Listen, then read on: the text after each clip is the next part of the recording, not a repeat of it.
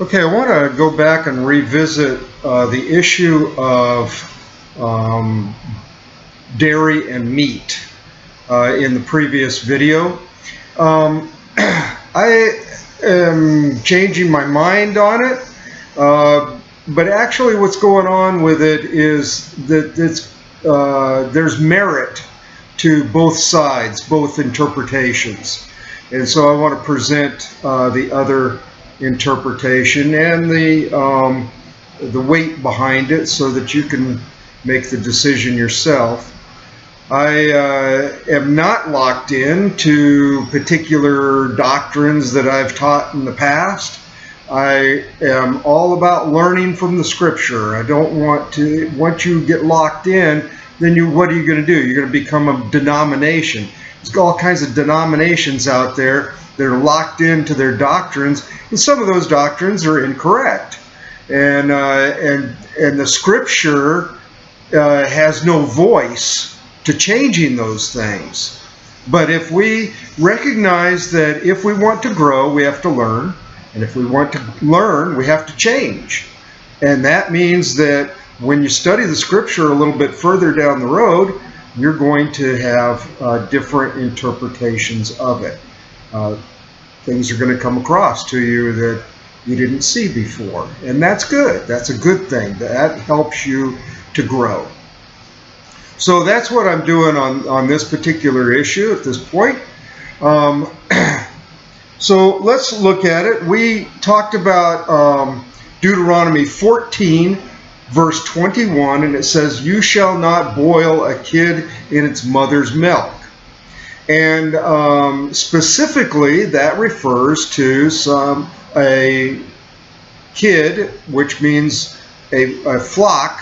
In other words, it could refer to a goat or a sheep. There is some issue that this word for kid can refer to animals young of the herd also. In other words, a calf. But that is incorrect. There's a verse that says a kid of the goats, and they use that for that, but that's not correct, because it could be a kid of the sheep, for example. And so that specifying does not prove that it could be cattle. There's another word for calf. So the first thing you have to understand is that, like I said before, it is talking about sheep or goats specifically. But I also mentioned that this is being interpreted by both the rabbis and Paul to be an issue of cruelty versus love. And to boil a kid specifically in its mother's milk would be an act of cruelty, right? But what do we want to do? We want to have our diet remind us about love. And this particular command is a way to do that. It reminds us about love. If we ignore this command, pretty much, which is what we were doing before, we said, there's rarely ever that we're going to eat goat milk and goat meat together. And so pretty much you don't have to worry about the command. Well, if you don't have to worry about the command, then it's not teaching you anything, right? It's not reminding you of anything because you're ignoring it. And so, but if you say that you have to have meat or dairy, like the rabbinical guys do, the Orthodox, they are reminded of this command quite often. And as a result, they are reminded of this idea of cruelty versus love. And that's really the big issue in this understanding of this command. So, for example, if it is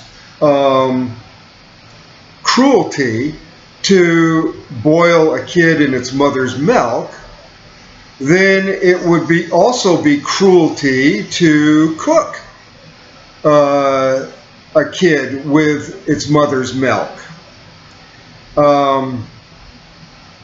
Right? So whether it's boil or whether it's cook, it still would be an act of cruelty in that sense.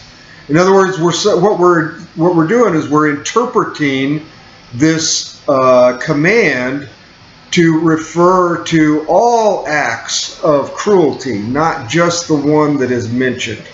And this is used in other types of commands where an example is used, and then you interpret that to refer to all of the different things where that would have the same principle.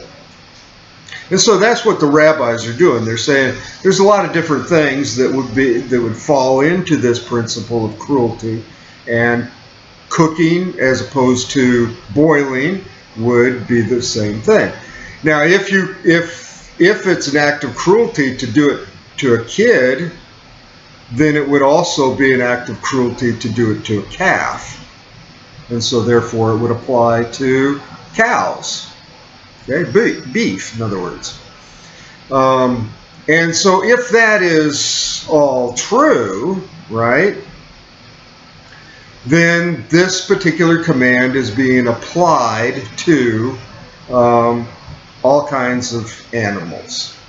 Okay? So what we're saying is that each of these interpretations have merit. And that means that whether you go with the very narrow interpretation, that it's only dealing with kids and goat milk, or whether you are interpreting it as the rabbis in a very wide way, as being any sort of cruelty, both of those interpretations have merit.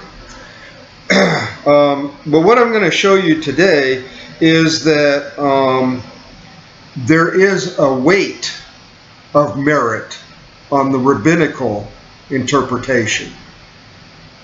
So let's look at that. Number one, first of all, there is merit to it as opposed to not having merit to it. Okay? And we just went through that idea. Number two, it does not contradict the scriptures. In other words, if you do it with this interpretation, with the rabbinical interpretation, it's not going to contradict or confuse some other scripture, right? Which is a problem with some rabbinical interpretations. There's also a passage that says that that the Gentiles are going to grab the tzitzit of a Jew to get into the kingdom. And basically what that means is that Gentiles are supposed to learn from Jews. So that means that the Talmud information is something that we should look at as a part of our learning. It doesn't have the weight of Scripture, obviously, but it's something that is going to inform us about Scripture and be helpful in many cases. And then another weight on this is unity. In Galatians, we have the issue of the Jews not eating with the Gentiles. And we've talked about this idea of how new believers, they have to learn a little bit about the biblical diet in order to eat with Jews who are following the kosher diet, right? And so that's why the diet is mentioned in Acts 15 for new Gentile believers.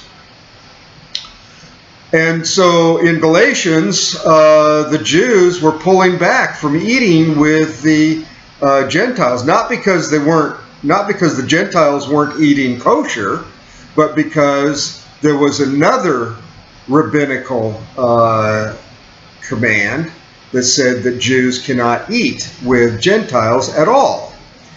That command is incorrect, and that is the command that Paul is dealing with in that issue. But behind all of this is the importance of eating together. If the Jews in the congregation and the former Gentiles in the congregation do not eat together, then they're not fellowshipping with each other, they're not learning from each other.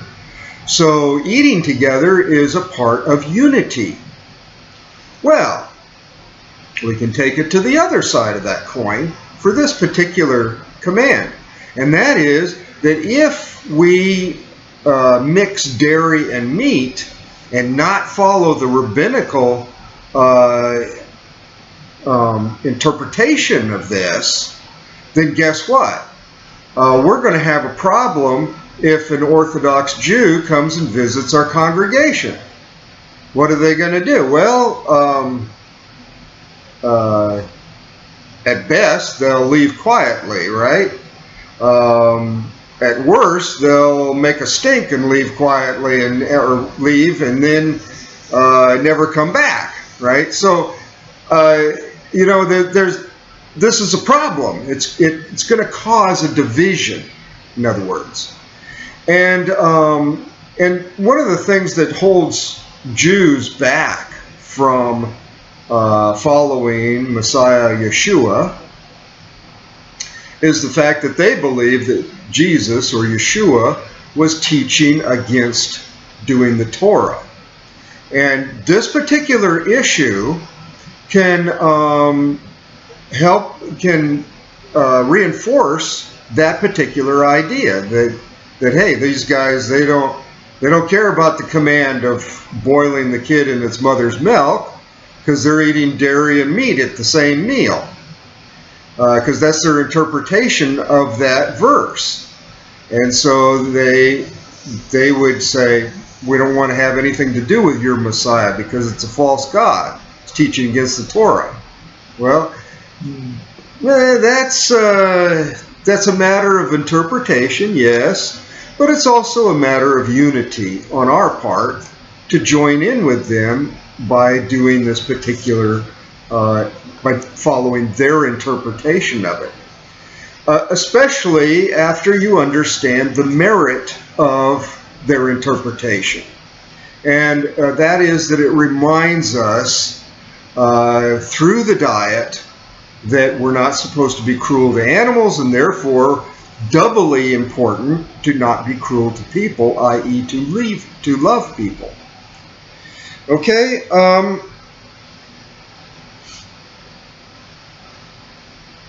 now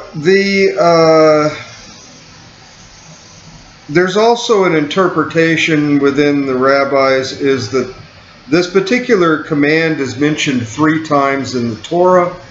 One interpretation of that by a rabbi is that it refers to domestic meat, wild meat, and fowl. Okay, so that's not biblical. That is rabbinical, and they will admit that that's rabbinical, not biblical. But what this gets into is the idea of poultry. Poultry, obviously, has nothing to do with milk, right? So why would you not eat poultry with cheese? Okay, that's the question. Okay, so the rabbis say that poultry is prepared similar to meat, and therefore should follow in with the same interpretation. Maimonides says that if you don't include poultry, then you might not include cattle, and then you might not include eating meat and dairy together. You might not include all these things, and pretty soon you're back to just interpreting it as specifically a kid in its own mother's milk. Okay? In other words, he says that if you don't follow the poultry thing, you're going to fall back to our original interpretation, which was just the kid in its own mother's milk, right? Well, basically what he's saying is that these are your two interpretations. One is going to be very narrow, and it's not going to really teach us about love and cruelty. Whereas the other command takes in the whole thing, and it's going to teach us the idea of love and cruelty. And so anyway, what I'm saying is that there's merit to this particular interpretation. There is, in my opinion, more merit to this interpretation than the very narrow interpretation. But I cannot prove it, okay? I can't say hands down that the scripture should be interpreted this way. As a result, if someone in your congregation disagrees, then I can't enforce it, right? So, so that's something for your congregation to discuss and make a decision on based on whether you have consensus or not. But at least now you are informed about the weightiness of the rabbinical interpretation on this particular issue, that eating meat and dairy together is a problem in terms of it teaches cruelty and love better than the other interpretation, and it provides for unity. Those are the two big pieces that I am basing my decision on in this topic. Okay, dairy and meat.